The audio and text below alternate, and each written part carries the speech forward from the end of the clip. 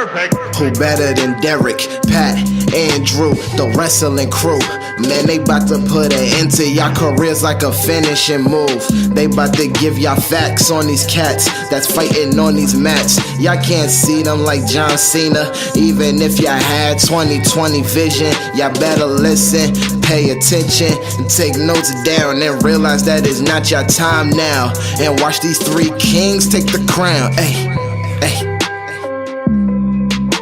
This is Gino God to the Taboo Crew. You're listening to Wrestling IQ 101. Now go get your damn shine box before I smack the crap out of you. Hey guys, welcome back to Wrestling IQ 101. I'm Andrew alongside Derek. What's up, guys? And like always, leave a comment, subscribe, follow us on Facebook, Twitter, and Instagram, or check out WrestlingIQ101.com. And today we are joined with C Bunny. How's it going? Hey, how's it going? How's it going with you? I'm good. I think I'm making history right now because I'm probably one of the first hard of hearing wrestlers to be on a podcast. So I hope everybody understands me clearly. If not, you have a taste of what I go through every day of my life. Not understanding anybody. So. Nah, it's all good. You sound great. Don't worry about it. Thank you. So, C Bunny, can you tell us how you became a wrestling fan? How I became a wrestling fan? Yeah. In middle school, my brother had the Attitude Era on, like he had Raw, and I saw The Rock, Stone Cold fighting each other. I saw the entrance, and I just got hooked because it felt like it was freaking athletic rock stars on the show. And I've always been a performer. I've always been interested in performing. And when I saw that, like all the charisma, I instantly got hooked. So during that time, who were like some of your favorites during that time? What, my favorite wrestlers? Yeah, who were some of your favorite wrestlers during that period? Growing up, definitely The Rock, the Hardy Boys, because they instantly came out like rock stars. Mick Foley. I was definitely a mark for Ken Shamrock. I don't think a lot of people are a mark for Ken Shamrock. It was just, I love the intensity of him. Yeah, Ken Shamrock was definitely crazy. Definitely the Road Dogg, Badass Billy Gunn. The Attitude Era was awesome. Like, we need to go back. Did you enjoy the way women were presented at that time? Like, Sable was kicking butt, Luna Vachon was there, you know. But then they also had the sex appeal of like, Playboy and stuff like that. I did not. No? Okay. I didn't appreciate it until Lita came onto the scene. Okay. When Lita came on, it was just like, you know, you thought it was going to be another sexual sex symbol. But as soon as she got on that top turnbuckle and then she did the moonsault, the hurricanrana, I was like, oh my god, like, this is a girl doing this. This is awesome. And I think that started the change for women to start actually wrestling and not just doing the whole blog and candy matches. So, what I wanted to ask you about was, you've had a history with dance. Was dance your first love before wrestling, or was it kind of like this at the same time? Dancing definitely became before wrestling. Dancing is my foundation of who I am. So, with everything that I am as a performer and dancing, it definitely gave me, it created a good avenue for me of wrestling because it already got me ready for the business aspect. Because show business is hard. Like, rejection is a hobby. It's a very charismatic business. You have to work out. You have to work on your technique. So the dance world definitely helped me with the wrestling world. It's still not easy, but I got a taste. And so when things happen, I'm not surprised. Definitely. Now, can you tell us kind of how did you get into dance and like how did you like learn how to dance as well? When I was 5 years old, I watched Michael Jackson do Billie Jean on TV. I saw the moonwalk and I was instantly hooked. So every single day I was doing the moonwalk, I was doing Thriller, and I would have a Mick Foley microphone in my hand and I'd dance on the kitchen table. That's where it started. And then as I got older, I didn't realize it could be a career. So that's when I started going to dance classes and auditions, and it's been a long road. Now, you actually got to compete on a CBS show. Uh-huh. How was that experience? Oh my god. So I just got off tour with TPain. That job ended, so I was really down. So I went for this audition for called Live to Dance, and Paula Jewell was running it. And I went on this audition. It was like 2,000 people online, and they had a dance in this little room with the producers, and they just had a freestyle, and I freestyled, and then I said, okay, we're going to send you to the next round. And I had to do my routine, and they're like, all right, we're going to send you to the next round. I had to do about 4 rounds of auditioning before I even met Paula Jewell and all the judges from what everybody saw on TV. So when I finally made it in front of the judges, I was shaking. I was like, oh my god, like, this is unreal. Cameras all over the place. One of the judges was Michael Jackson's choreographer, so I was marching out inside for him. It was the moment that I was born for, because it got to show on TV, and I got to be advertised as the hearing impaired dancer, and I got to share my story, because my disability, people think if I just put my hearing aid in, it's fine. No, it doesn't work like that. So I had to overcome a lot of obstacles, so I'm very grateful I get to share that story, because I had a lot of people hitting me up, email, phone, saying, I went through something like that. Thank you so much. It's a very rewarding experience, and I'm very grateful that it's on TV, because I can always look back and watch that, and I can always share that with people. Definitely. And that's pretty big, like, you know, being able to dance for Paula Abdul and Travis Payne especially. Like, that's that's like pretty nuts. And can you kind of tell us like how kind of like was your relationship with like TPain? Like, how was that touring with him? TPain is such a sweetheart. When he came out with that YouTube video of him just singing a cappella on a piano, like, everybody went nuts. But I already witnessed that, so I was like, I already see the real him. He would invite us over to his house, have a barbecue. Sometimes he would come to the hotel room with us and just chill. Like, the best thing he ever said to me was, "See, buddy, you need to step outside the box and create your own box. I need to see who you are." So when he said that, while I was auditioning for him, I said, okay, I know what to do. So I started freestyling for my audition, and I wanted to show him who I was. So I took my hearing aids off, and I slammed it on the table right in front of him.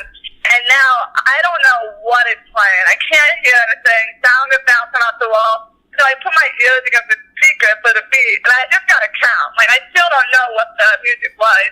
And I started counting off, and I started freestyling without hearing the music. And that instantly was like a magic moment, because I was showing him that I'm still on the beat. And he already booked the 2 girls that he wanted for the tour. And then all of a sudden I said, "See, buddy," I said, "what?" He's like, "Get on up here." He opened the spot just for me. Nice. So I'm very grateful for that, because he gave me a great opportunity. That's incredible. Yeah, that's definitely incredible. You've also I have that on tape too, but nobody knows that. You've also done bikini like modeling and contests and stuff like that. How did you get into that, like the fitness stuff? I did a bikini competition. That was really hard.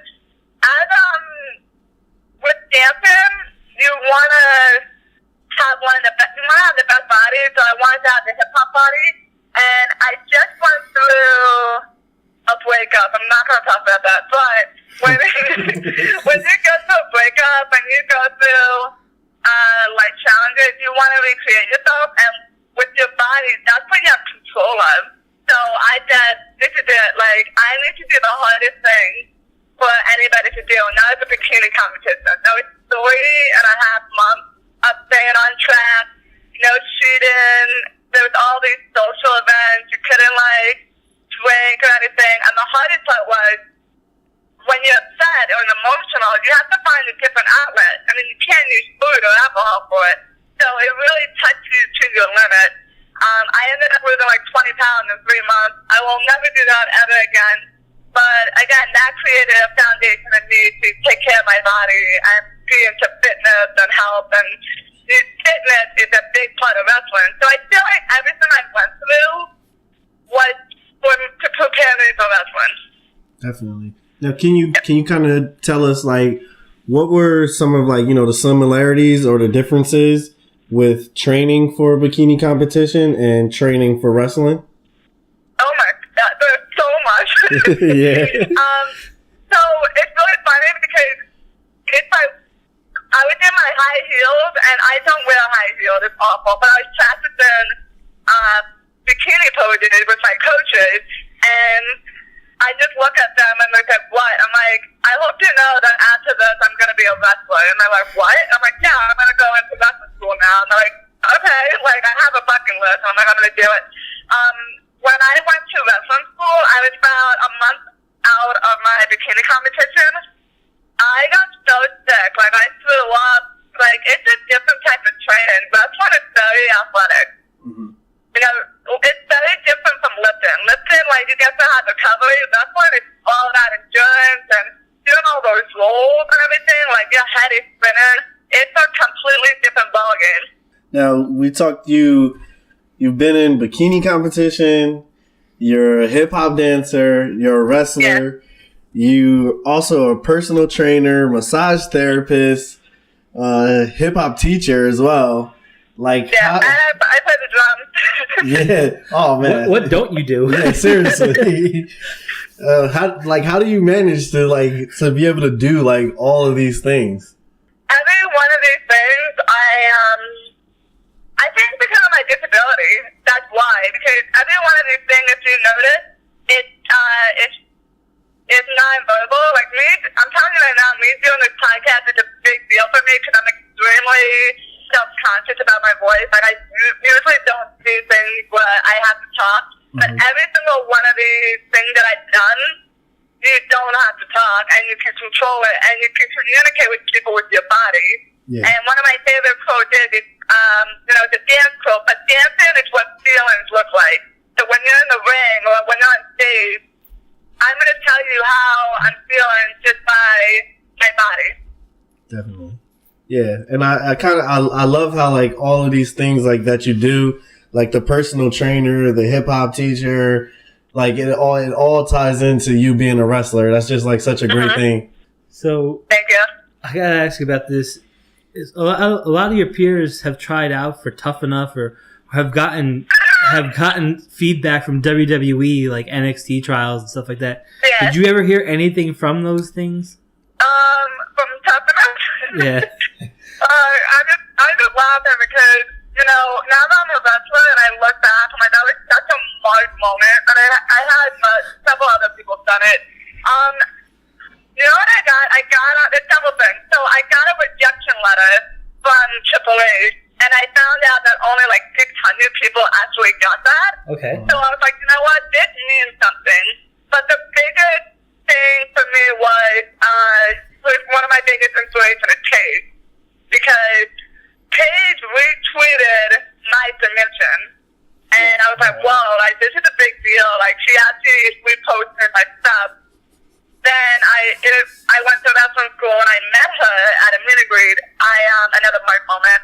I told her, like, you inspired me to go to school, and I want to be one of the first ever, like, hard-of-hearing female wrestlers. And she got up, gave me a big hug, she's like, keep going. And then after I had my first match, I tweeted her a picture saying, Paige, I had my first match. And she retweeted that again. So it was really Paige that got me pushing my foot forward, like, that I can do it in wrestling.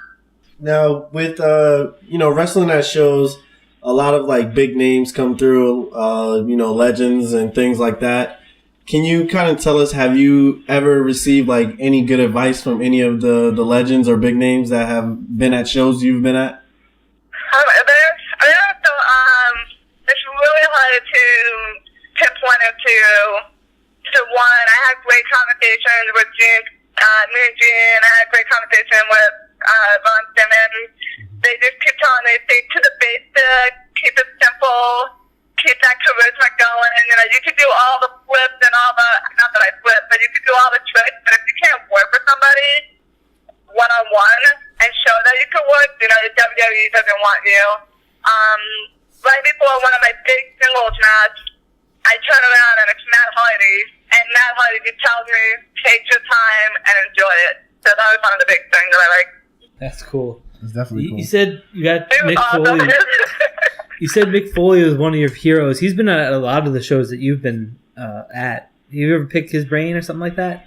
I'm sorry, one more time? Like Mick Foley, he's been at a lot of like the PWS shows and WrestlePro shows. Did you ever like pick his brains and stuff like that? I have a better story actually. So I definitely on my growing up, we all were. I won a contest online. I don't know if you remember this, but you had to submit an essay to Mick Foley to win his guinea pig, and I was the one that won. Wow. Oh, that's crazy. Yeah, it was like when his first book was coming out, the second book came out, so I met him, and he gave me the guinea pig, and I took pictures of him, had a meet and greet. So when I saw him at PWS event, like years later, I said, "Do you remember me?" He's like, "Yeah, you have my guinea pig," and I just started busting out laughing. Like, so. That's funny. That's funny. So that's what, I mean, that's my history with him. That's my little connection. So, thanks, Nick. Now you've trained at Creator Pro and you've trained at Warriors of Wrestling. Can you kind of? I started out at Creator Pro. I definitely want to give a huge shout out to Danny Mop and Maria Bokra. They are so passionate about wrestling, and when they explain wrestling to you, it is such an amazing art-form story. So I will always be grateful for them, and definitely the community, they helped me. Every one of those students at the school definitely helped me out. And I definitely went out to Warriors of Wrestling, which is it's such a blessing. I've been training under Joe Bellini, Rude Boy Riley, and Logan Black, and they completely rebuild me as the wrestler I am. We got back to square one, and we're trying to perfect everything that I'm doing. And I love that because they really care about their students, and they want us to be a product of their work. Now you've been doing this, relatively for a short period of time. What advice would you give to someone that's just starting out? This is not easy. This will be one of the hardest things you have ever done. It's going to hurt. You're going to have doubts. But if you love it, you'll do it. You have to, TPain told me, you have to, he said, dance like it's your passion, not like it's your job. So when you wrestle, you need to wrestle like it's your passion and not like it's something that you have to do or it's a hobby. Definitely take care of your body. Like, you have to take care of your body, and not just in a fitness way, but just doing stretches, yoga, corrective, because your body's going to wear and tear, and it's your product. So if your product is wearing down, you're not going to be able to wrestle long. Nice. And starting out as a student, the best thing that I've ever done was keep my mouth shut. Like, just listen, but when you do talk, you're asking a lot of questions. Definitely. So how did you come up with the Sea Bunny persona? Sea Bunny, so my mom used to call me Kaduna Bunny, and also, you guys are going to laugh, I used to be Bugs Bunny at Six Flags. Oh, man. That's funny. That was you? I've never been to add on. But I didn't fit in at all in school. I was bullied. I was isolated. I was known as a hand-and-peg girl. I was not Christina, and I hated it. But as soon as I stepped on stage, I was a completely different person. Like, I used to be really, really shy. And nobody believed this, but if I didn't have that on-stage persona to act like I was somebody else, I wouldn't have been as outgoing as I am today. So Sea Bunny became my stage name, and it stuck with me through hip-hop dancing. And when I got into wrestling, I'm like, there's no way I'm dropping Sea Bunny. Sea Bunny is who I am on stage, and I need to bring this into the ring. That's awesome. Now, if you could have a dance battle with anyone you choose, who would it be with? So that would be a wrestler or a dancer? Anybody you choose. Anybody. Any dance battle. Oh, my God. Put me on the spot here. Alright, so let's do both. So if I had to do a dance battle, I would have to do a dance battle. For dancer, I would do it against wrestler, I need to show Trinity, Naomi, I need to show her how the entrance to be done. Nice. I would challenge Teddy Long. Every time I watch that, and I'm so happy she had that entrance, but I'm so jealous at the same time. And I wanna replace her for one day and show her how to do that entrance. Like, I go hard. Oh man, see, I thought you were gonna say Disco Inferno. Oh no. Or Fandango. Oh man, so if you, and also a second part to the question, if you could have a wrestling match with any wrestler of your choosing, who would it be against? WWE, I would love to go against Paige. Okay. In the independent scene, I really want to go against Zola and Diana Peralta, and also I would love a triple threat match with Helen Vale and Antoinette Marie, because I train with them, and we all spread apart with spread in our ring, and I would love for all of us to be in the ring together and see like what kind of story we can tell everybody. Yeah. Well, actually, going back, that was one of my questions for you. How was it wrestling Helen Vale? I put it up on Dynasty. Yeah. No, she's good. This was awesome. She definitely liked to do the move where she licks her hand and stops you. It really hurt when the hand is wet. She's great. We definitely have a strong connection outside the ring. So inside the ring, we trust each other. We allow each other to get creative.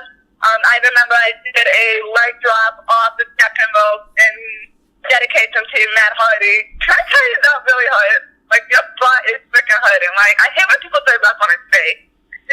Yeah. But I love working with her. Can't look forward to working with her again. Add a little more dance to it. She hates that I dance in the ring, so I try to make everybody laugh when I'm in the ring. And then you've also got to wrestle Antoinette Marie. How was it wrestling her? Because I saw you guys wrestle at WrestlePro and at SWF. I love it.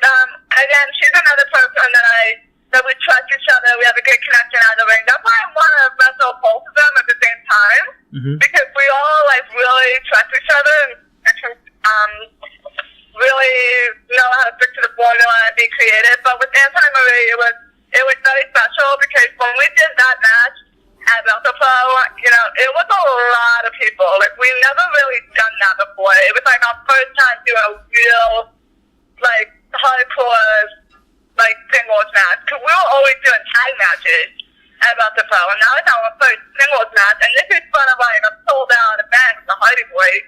Yeah. So after the match, I just grabbed her, this is all kayfabe, but I grabbed her and I just started crying. It was so great to get the reaction out of the crowd, because it's very hard for women to get reaction out of the crowd, and as soon as we came out, they were booing her, and I'm so grateful for the crowd. They were chanting, and it's similar to the Bailey chant, but they're like, "Hey, we want the party!" And I'm so touched. I'm crying on the inside while I'm feeling that. So it was a great moment that we shared with each other, because we'll always look back and be like, "Hey, we did a single in front of that many people together, and we got a good crowd reaction."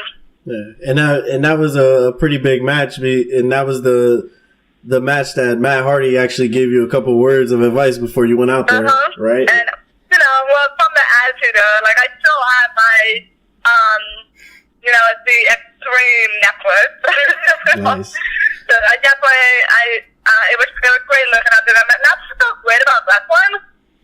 There's so many people that you meet that you never thought you'd meet. They all have so much experience and history, and I feel like every day I go into wrestling, I make a new friend. And looking back at Christina being in middle school, having nobody to talk to, I would never think in a million years, looking into the future, holy moly, I'm going to be talking to all these people and having these connections, and just to be able to say hi to them, it brightened my day.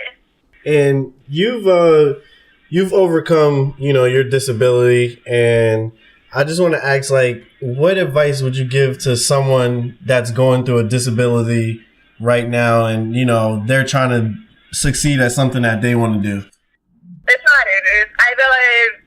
I really put up a front a lot of the time. It took me 20, I'm not kidding, but it took me a good over 20 years to accept my disability, that this is who I am. It took me it took me a long time to realize that my disability isn't a curse, or that's a gift, and it's a gift that God given me, because it's so hard, but it helped me realize that I'm looking at the world in a different eye and appreciating everything. So my big advice to whoever's struggling, one, you need an outlet. Like, mine is performing, and you have to find something that's going to keep you occupied and express yourself and make you. And another is, I'm definitely very visual. Like, God has to play a huge role in your life, because it is a tough road, and there's no one better to be your tag team partner than God. Like, so that's my advice. So you've also wrestled like Nikki Adams and Dina Palazzo. Can you tell us about some of those experiences? Like, these are women who have been doing it for a little bit longer and at a high level. Yeah, with Dina Palazzo, I did a tag match with her. It was great to watch her in the ring. She's so smooth and confident, and hopefully one day I'll get to work, with her. Because it's so great watching her mechanic in the ring. With Nikki Adams, definitely inspiration. She's definitely the Northeast. She's breaking down walls for women. I'm actually, I did a tag match against her, and it's so great because when you're green and new, you're so nervous, and she just said, "Don't worry, I got you. You're going to be fine. Let me drive you. The match is going to be great." So when I said if we lock up, I felt comfortable. So she really pushes you to the next step. So for any woman wrestler, I definitely recommend you work with Nikki Adams, because she'll definitely make you a better wrestler in the ring. Definitely. Now, do you think there's any challenges as far as being a woman trying to get into wrestling?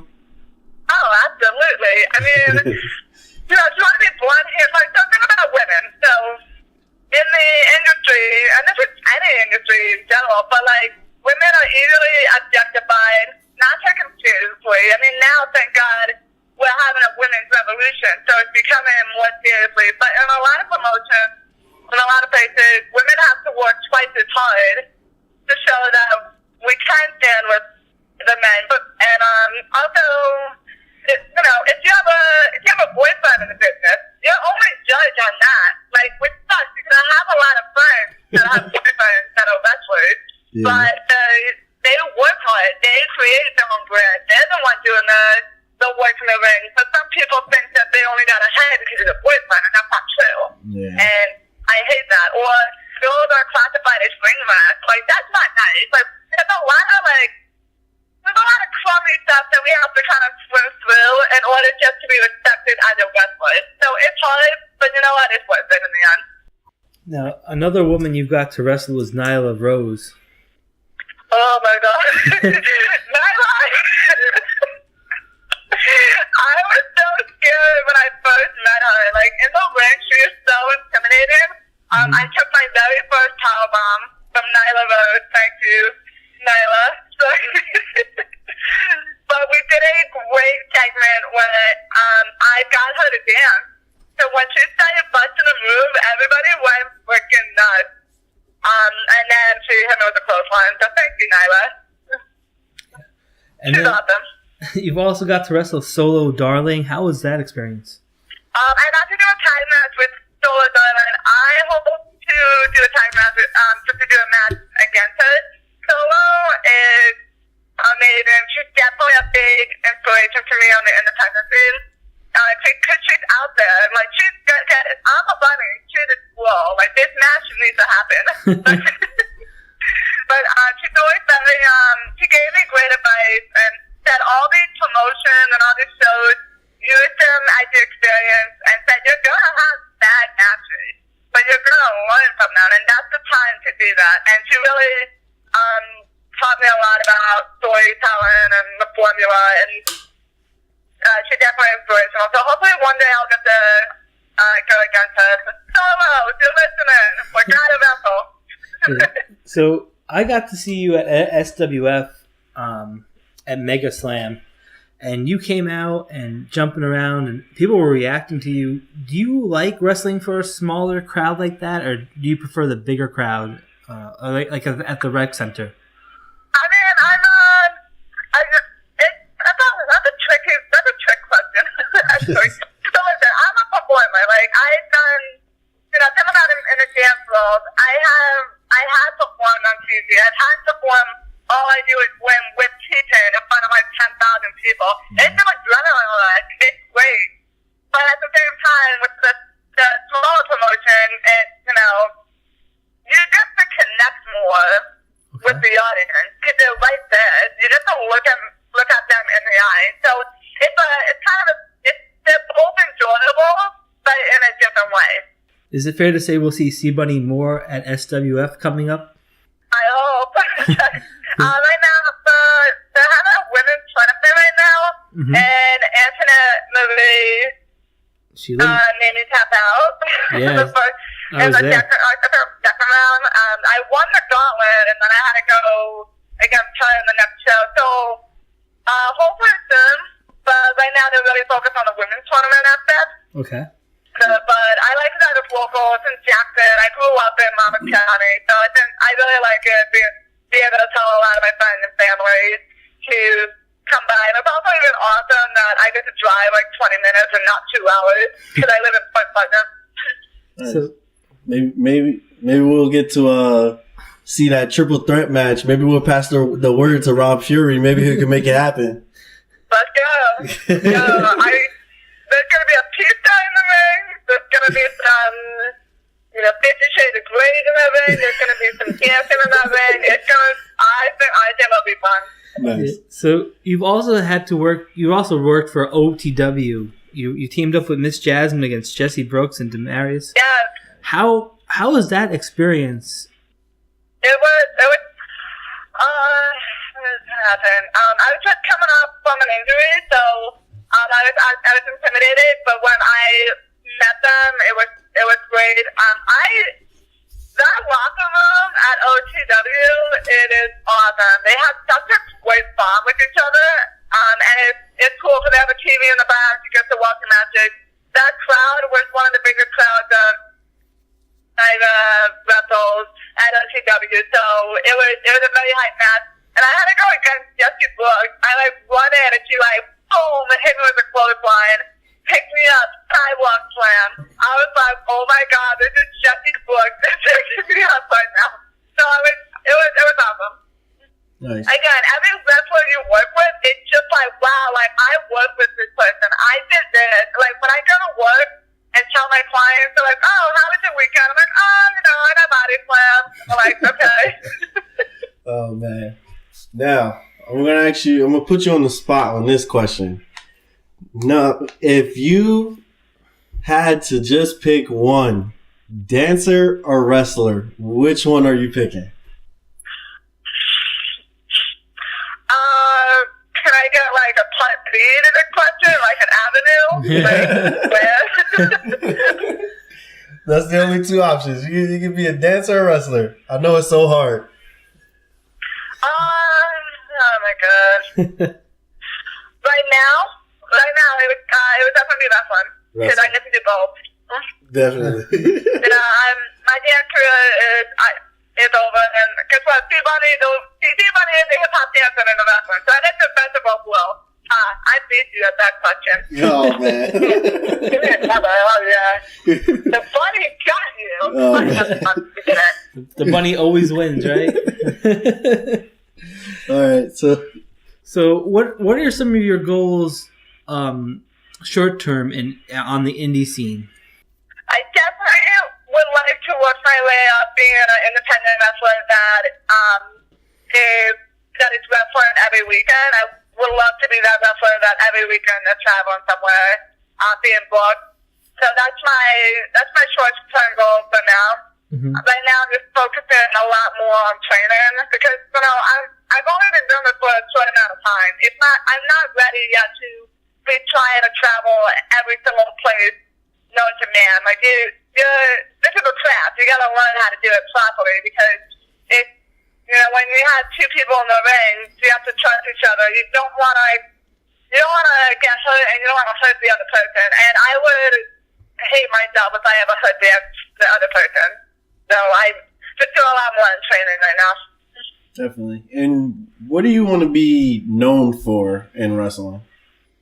I definitely want to be known for, I mean, obviously the dancing, but I want to be known for the first part of hearing wrestlers. Yeah. The female wrestlers.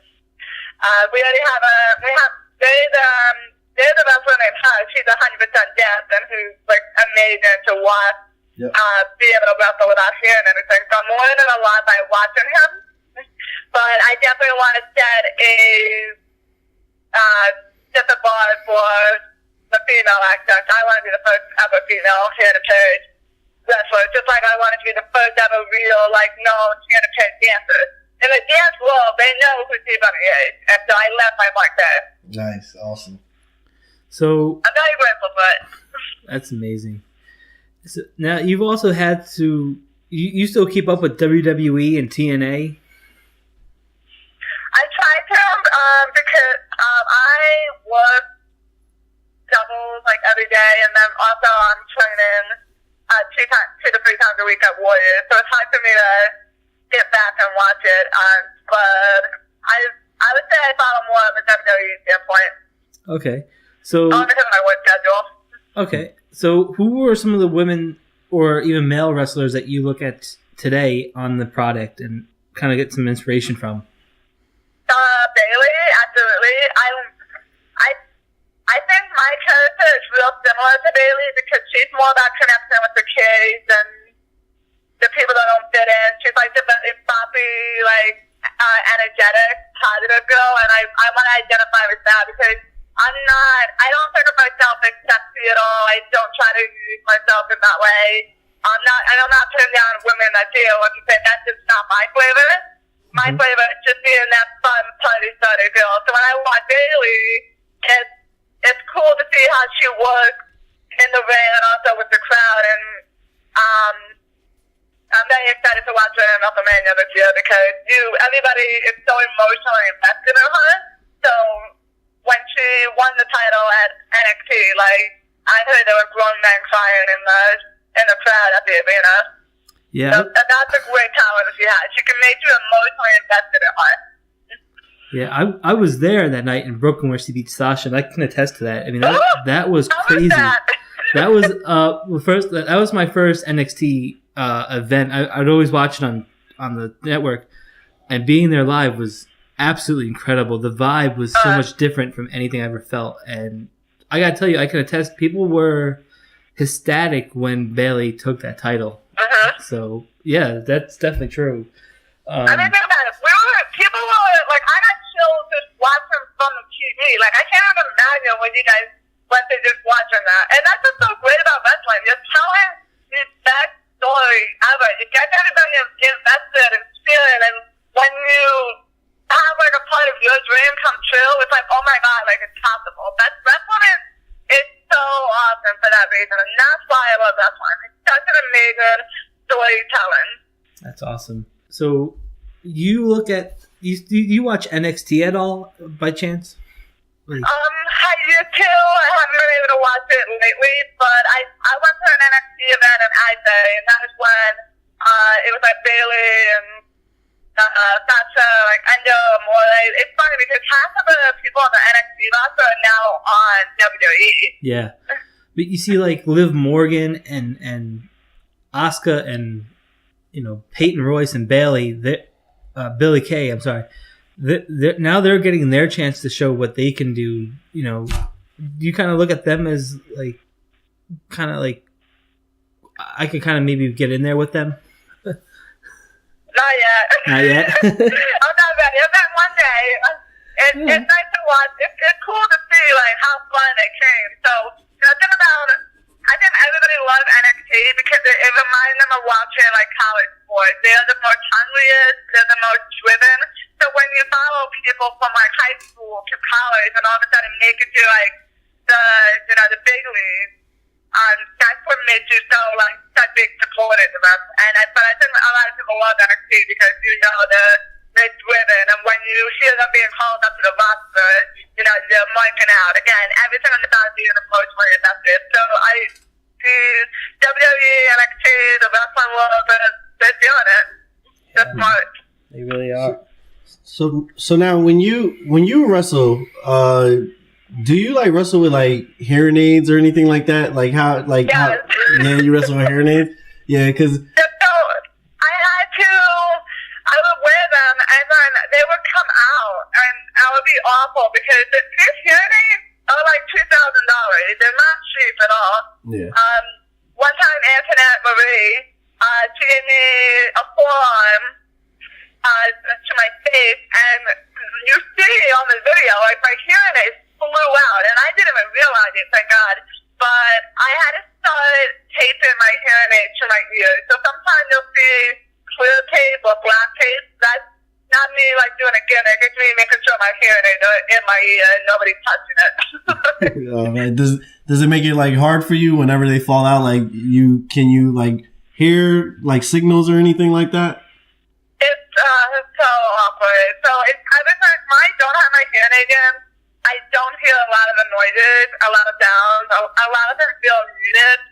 But even with the hearing aid in, it's still so difficult because there's so much background noises after shows. Like everybody's screaming and yelling, and like when I'm like trying to communicate with the wrestler, I'm like, I have no idea what you're saying. So I rely, again, all this is kayfabe, sorry, but I rely a lot on Iggy. So just hand signals, and when I feel that sweet, I'm like, okay, let's go. So, C-Bunny, what is the ultimate goal for you in wrestling?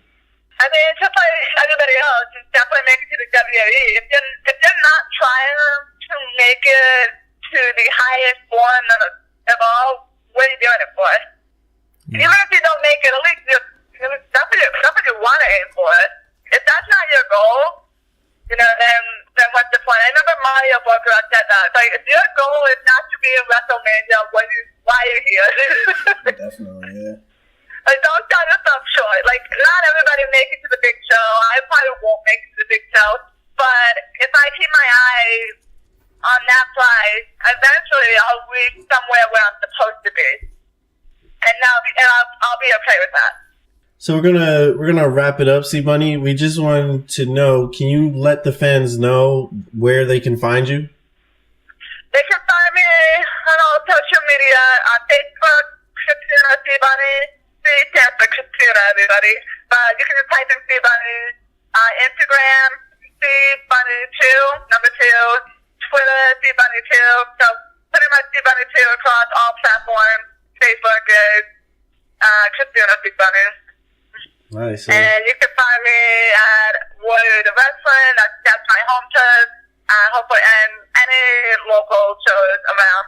All right, cool. So now that everyone knows where they could find you and they can see where you have upcoming events, we'd like to thank you for your time. We'd like to thank you for coming on and talking with us. Thank you. You're awesome. And let you, before we go, we just want to let everybody know that they could follow us at Wrestling IQ 101 on Facebook, Instagram, and Twitter. Also, they can check out our website at WrestlingIQ101.com. And make sure you leave a like, subscribe to our channel here on YouTube, and we'll see you guys later. Peace. Yeah, buddy.